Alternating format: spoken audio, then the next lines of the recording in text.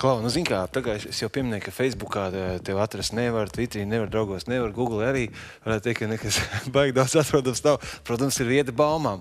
Un es tagad zvanu vienam džekam, kas hoķi spēlē, bet viņš tādā amatieru līmenī. Tāds Imants, un viņš ap cik gribēja nodot tev, viņš teica, ir tāda iespēja nodot Rodrigo, kad Jālgavas komanda viesulis vienmēr gaida tevi viņa sastāvā, vai ne?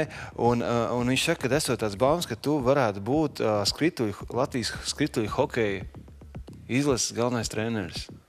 Jā, bet noteikti tas laikam nebūs, jo man tomēr primārais ir tagad tomēr hokejs un es tā kā esmu vienojies ar spēcklasi Rīgas hokeja skolā un tad man vienkārši tas būs primārais, vienkārši nebūs laika, man tādā laikā būs nometne.